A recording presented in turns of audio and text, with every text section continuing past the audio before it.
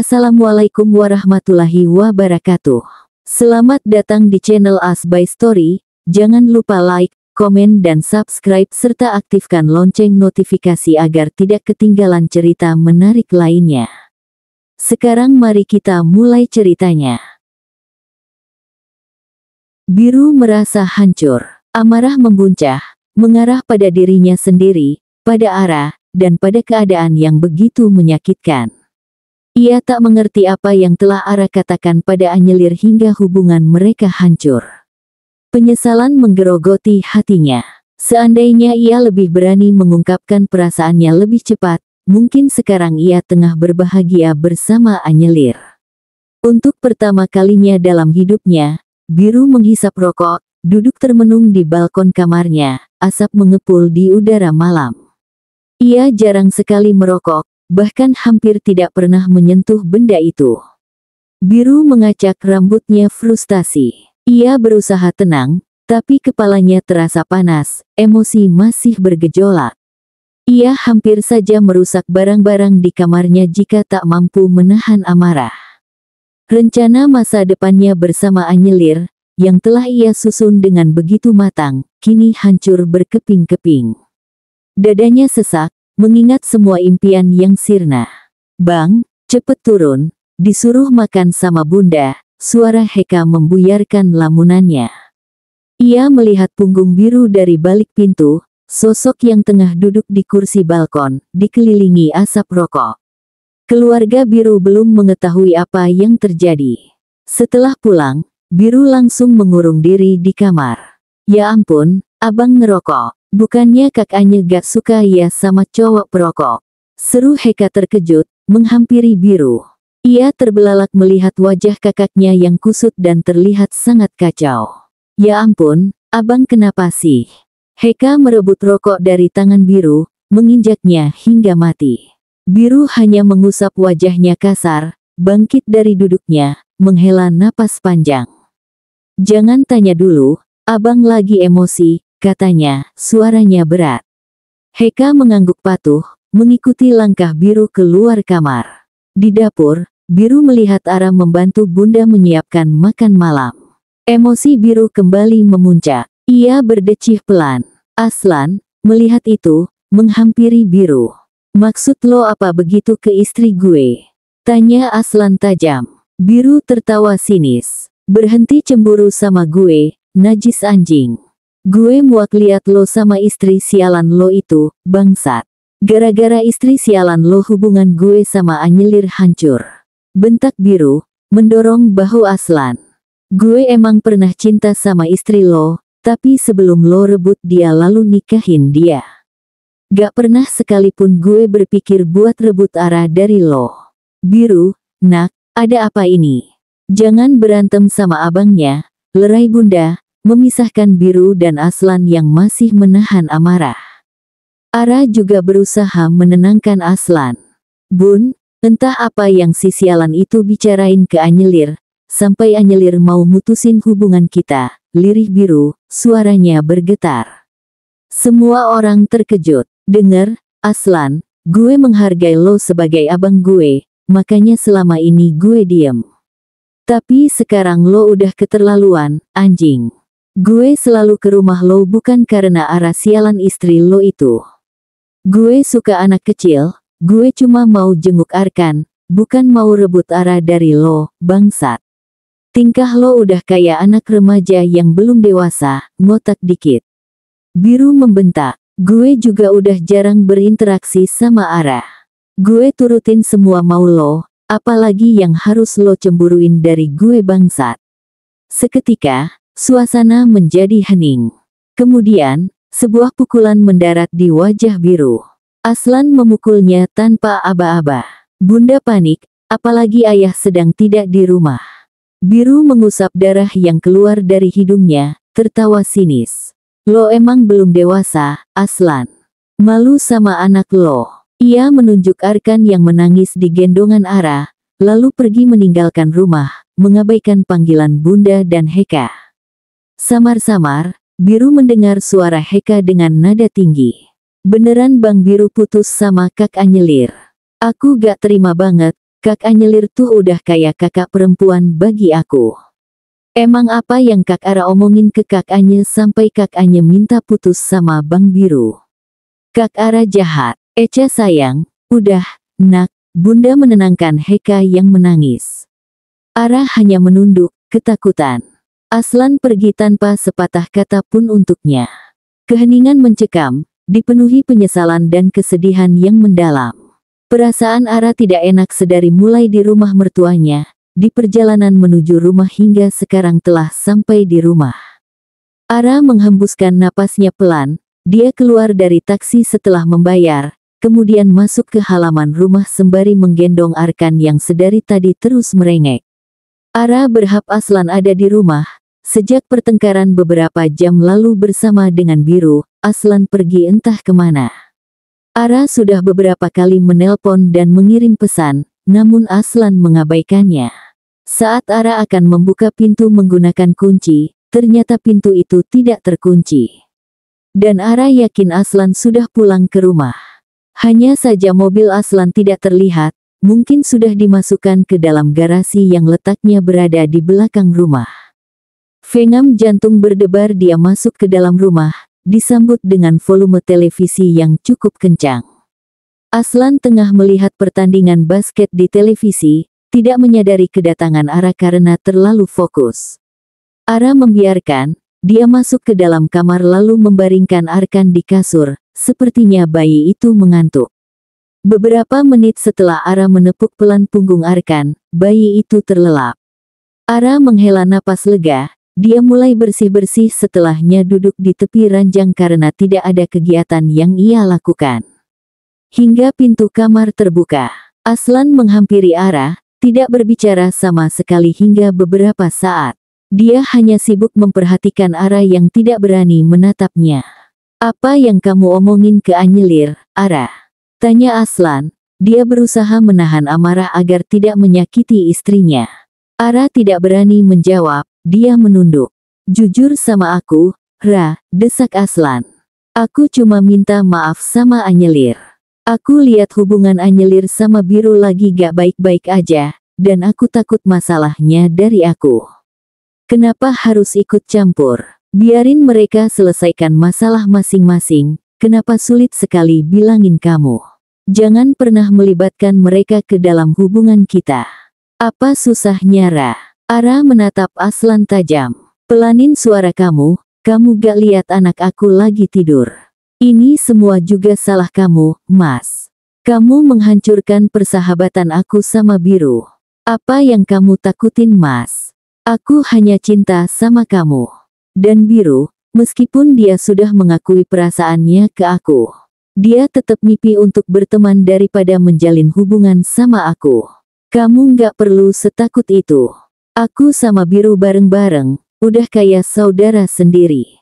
Tapi kamu ngelarang aku untuk berdekatan lagi sama Biru, wajar kan kalau aku merasa kehilangan sahabat aku sendiri. Kamu tetap laki-laki yang aku cintai, Mas, sedangkan Biru, dia hanya sebatas sahabat. Awalnya aku pun gak masalah Biru udah punya pacar, aku deketin Anye baik-baik ajak berteman juga. Semuanya baik-baik aja. Dan Anye gak pernah lagi merasa cemburu sama aku. Tapi kamu yang membuat keadaan semakin kacau, Mas. Kamu terus menyalahkan Biru yang jelas-jelas udah gak ada perasaan sama aku.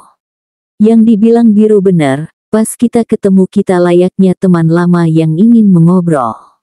Saling menanyakan kabar, tapi kamu menganggap itu buruk.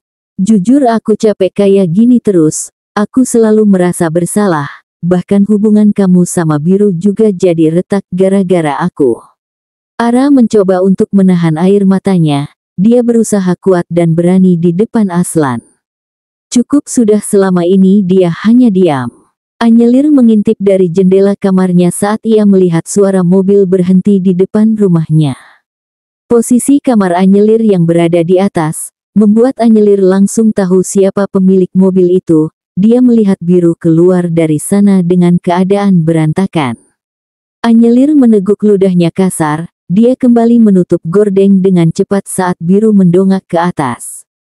Perasaan Anyelir tidak tenang, Dia takut terjadi sesuatu pada Biru, namun ia mencoba menahan diri untuk tidak menghampiri Biru karena ini adalah satu-satunya cara untuk melupakan Biru, tidak berdekatan dengan lelaki itu. Rasanya sangat menyesakan, apalagi saat mengingat Biru menangis tanpa suara di pundaknya tadi siang. Anyelir tahu menangis tanpa suara itu lebih sakit. Ia kembali lagi menyingkirkan gordeng sedikit untuk melihat apakah Biru masih ada di sana. Dan ternyata benar lelaki itu masih ada bersandar pada pintu mobil sembari menatap lurus ke depan. Lelaki itu terlihat seperti orang tak berdaya. Biru, pulang. Pukul 22:07. Panggilan suara tak terjawab. Boleh ketemu. Pukul 22:07. Aku mau tidur. Udah ya, sebaiknya kamu pulang, tolong jangan kayak gini. Pukul 22:09. Aku gak bisa, Anya. Pukul 22:09. Tolong keluar bentar, PLS. Pukul 22:09. Anyelir menghembuskan napasnya kasar. Dia mencoba tidak peduli lalu merebahkan tubuhnya lagi di kasur empuknya. Ia mencoba untuk tidur meskipun tidak bisa. Dia terus memikirkan Biru. Seharusnya ia senang melihat Biru yang terlihat hancur karenanya. Namun entah kenapa ia ikut merasakan sakit. Ponselnya terus berdering, namun Anyelir tetap mengabaikannya. Hingga tak lama ia tertidur dengan tenang. Samar-samar ia mendengar suara hujan turun dengan derasnya. Kini tidurnya semakin pulas ditemani suara hujan yang menenangkan. Sampai pukul 5 pagi Anyelir terbangun dari tidurnya, melaksanakan sholat. Setelah itu turun ke dapur, perutnya sudah keroncongan minta diisi. Untungnya di dalam kulkas ada ayam yang sudah diungkep, tinggal digoreng saja. Hari masih sedikit gelap, bahkan jendela dapur yang tidak ditutup gordeng berembun. Entah mengapa suasana pagi setelah hujan membuat Anyelir malas melakukan aktivitas di luar, apalagi ketika ia merasakan hawa dingin menyentuh kulitnya. Setelah menggoreng ayam lalu memakannya, Anyelir berniat keluar rumah untuk memeriksa tanaman mawarnya karena takut rusak akibat tertimpa air hujan. Saat sudah berada di depan rumah, dahi Anyelir mengernyit melihat mobil Biru masih ada di sana. Dia mencoba mendekat ke arah pagar lalu membukanya, berjalan menghampiri mobil Biru. Jendela mobil itu sedikit terbuka, dan betapa terkejutnya ia saat melihat Biru ada di dalam sana dengan keadaan tertidur. Apakah semalam lelaki itu tidak pulang? Anyelir bingung sekarang, ia harus melakukan apa, apalagi sekarang ia sudah kedinginan ingin segera masuk ke dalam rumah. Oke, ini yang terakhir kamu nunjukin perhatian ke dia, ucap Anyelir pada dirinya sendiri. Biru bangun. Anyelir mengetuk-ngetuk jendela mobil beberapa kali, sambil menempelkan sedikit wajahnya di jendela mobil itu sampai ia bisa melihat pergerakan Biru. Lelaki itu terlihat terkejut karena ia terbangun di mobilnya. Ia pun melirik ke arah jendela, ia bisa melihat Anyelir yang masih mengintip di sana. Biru pun segera menurunkan kaca jendelanya dan Anyelir pun kembali dibuat terkejut. Biru sampai menahan tawanya. Pulang sana, ngapain kamu di sini? Kamu gak mikir ya nanti keluarga kamu nyariin? Ketus Anyelir. Gadis itu bersedekap dada tanpa mau melihat ke arah Biru. Di rumah bikin emosi, mending ke sini, jawab Biru setelah membuka pintu mobilnya. Pemerintah telah menginstruksikan agar semua orang tetap berdiam diri di rumah dalam menghadapi cuaca buruk untuk menjaga keselamatan dan kesejahteraan masyarakat. Biru membaca info itu ketika ia akan turun dari mobil. Dia sengaja membacakannya. Ya udah sana pulang, sebelum hujan, kayaknya bakal hujan lagi ini, suruh Anyelir. Gadis itu pun segera pergi memasuki halaman rumah. Tanpa ia sadari Biru mengikutinya saat ia hendak berbalik untuk mengunci pagar rumah. Matanya langsung melotot melihat Biru yang tengah tersenyum manis padanya. Kenapa kamu ngikutin aku? Aku bilang pulang. Kesal Anyelir, dia mendorong Biru agar keluar dari rumahnya. Rumah aku kan jauh, nanti kalau aku pulang dan kenapa-kenapa di jalan gimana? Kamu kok ngomongnya gitu sih? Makanya aku mau ikut numpang di rumah kamu sebelum cuacanya membaik. Anyelir tak menjawab, dia tetap berjalan ke arah pintu depan. Masukin mobil kamunya ke garasi, perintah Anyelir lalu masuk ke dalam rumah. Biru tersenyum penuh kemenangan, ia langsung berlari ke arah mobilnya yang terparkir di samping jalan perumahan. Hujan deras mengguyur kota, disertai petir dan kilat yang menyambar-nyambar. Jam menunjukkan pukul 9 pagi, namun langit masih gelap gulita, tak menunjukkan tanda-tanda hujan akan reda. Karena cuaca buruk yang tak menentu, Anyelir terpaksa menutup kafenya untuk hari ini. Ia menghela napas, berharap cuaca buruk ini tidak terlalu sering terjadi. Untungnya, kafe kecilnya selalu ramai, jadi ia yakin beberapa hari penutupan tidak akan terlalu berpengaruh. Meskipun kafe tutup, Anyelir masih punya pekerjaan yang harus diselesaikan, membungkus pesanan brownies potong dengan topping mix untuk pesanan sore hari. Biru tertidur pulas di sofa ruang keluarga. Awalnya Anyelir menyuruh Biru untuk tidur di kamar tamu, namun lelaki itu menolak karena dia tidak akan tertidur. Tapi Biru tidak bisa menepati ucapannya, dia langsung tertidur setelah berbicara ringan dengan Anyelir seputar cuaca buruk hari ini. Anyelir mengabaikannya, langkahnya menuju dapur yang harum aroma coklat. Anyelir dengan cekatan membungkus brownies. 20 kotak lebih sudah ia selesaikan, hingga tangannya terasa pegal. Setelah itu, ia masih harus menghias setiap kotak dengan pita cantik agar terlihat lebih menarik. Sebelum melanjutkan pekerjaannya, Anyelir menyiapkan sepiring nasi dengan lauk ayam goreng. Ia berjalan menuju ruang keluarga, di mana Biru masih tertidur lelap. Dengan lembut, ia meletakkan piring dan segelas air di atas meja kecil di samping sofa. "Biru, makan dulu," kata Anyelir, menepuk pelan pipi Biru. Lelaki itu langsung terbangun, mengubah posisi tidurnya menjadi duduk. "Makasih, sayang," ucap Biru, suaranya serak karena baru bangun tidur. Kata-kata itu membuat Anyelir tertegun sejenak. Namun, kesadaran kembali padanya. Tatapannya berubah tajam. "Ini terakhir kalinya kamu ke sini, ya?" peringatnya, suaranya tegas. Biru menghela napas panjang, tak membantah. Ia mulai makan dengan tenang. Anyelir kembali ke dapur, melanjutkan pekerjaannya. Ia tak ingin terlalu dekat dengan Biru, takut akan kembali terjerat dalam perasaan yang rumit. Apalagi Biru masih bersikap seolah-olah mereka masih memiliki hubungan, membuat hatinya semakin bercampur aduk. Hujan perlahan mulai mereda. Langit yang tadinya gelap, kini mulai terlihat cerah. Bersamaan dengan itu, pekerjaan Anyelir telah selesai. Ia memasukkan 20 kotak brownies yang sudah dihias rapi ke dalam kardus besar, mempersiapkannya untuk dikirim nanti sore. Sudah selesai. Biru tiba-tiba muncul di belakang Anyelir yang sedang mencuci tangan. Ia memutar tubuh Anyelir hingga menghadapnya. Dengan lembut, Biru membelai wajah Anyelir. "Beneran gak ada kesempatan lagi?" tanyanya, suaranya terdengar putus asa. Anyelir bingung. Di satu sisi, ia masih ragu untuk benar-benar memutuskan hubungannya dengan Biru.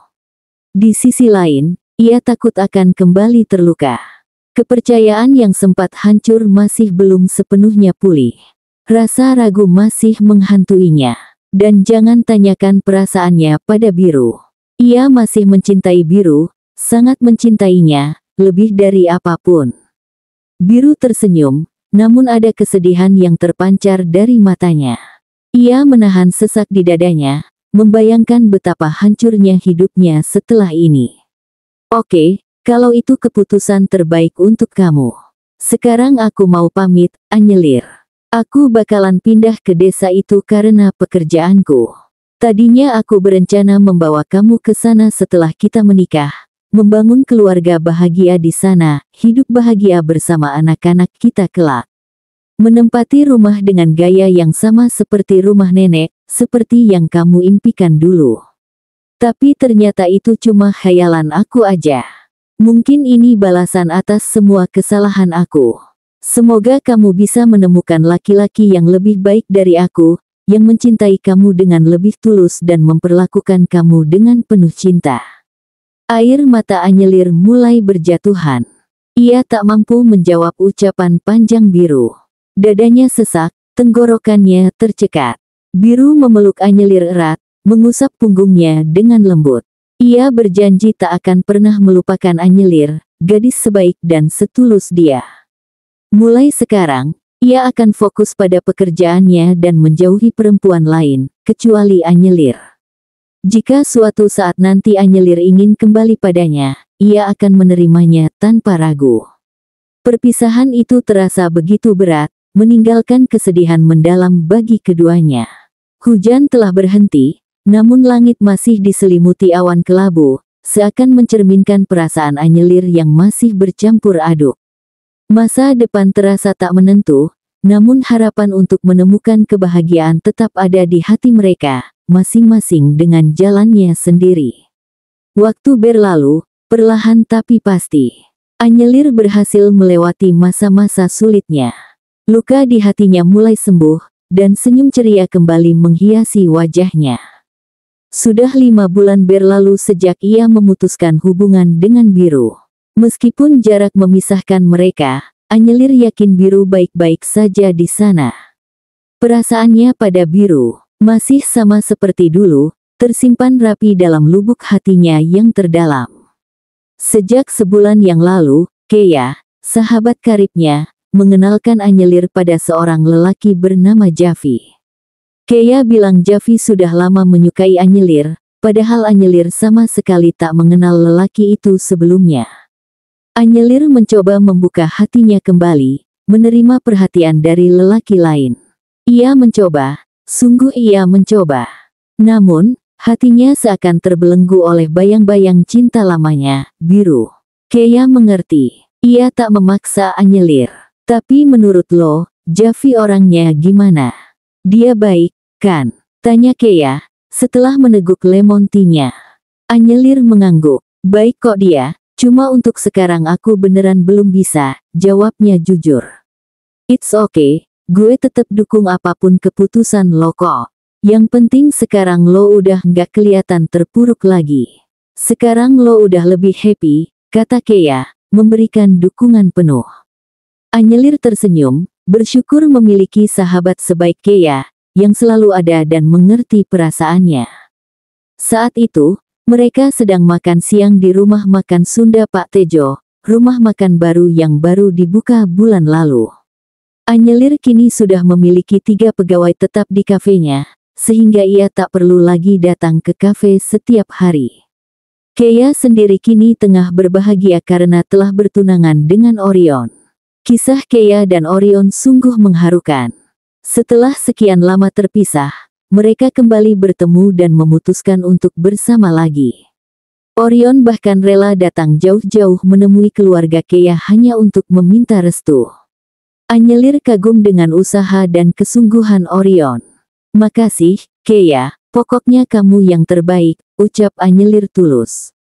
Keya mengacungkan jempolnya. Mereka kembali menikmati nasi liwet dan ayam bakar yang disiram sambal terasi. Anyelir dan Keya sudah 3 kali makan di rumah makan ini karena kelezatan makanannya. Juara banget sambelnya, gumam Anyelir, sambil mengelap keringat di pelipisnya dengan punggung tangan. Ia juga menikmati tumis kangkung yang tak kalah lezatnya. Gak bisa dibiarin ini, Nyai, gue bisa gendut kalau gini caranya, keluh Keya, sambil menambahkan nasi ke piringnya. Anyelir tertawa mendengar keluhan sahabatnya. Takut gaun pengantin gue nggak muat, tahu, lanjut Keya, namun tetap melahap makanannya dengan lahap. Anyelir menggeleng-gelengkan kepala. Emang gaunnya udah mulai dijahit, ya? Tanya Anyelir. Udah, kemarin gue ke butik buat diukur dulu, sama milih mau kayak gimana model gaunnya, jawab Keya.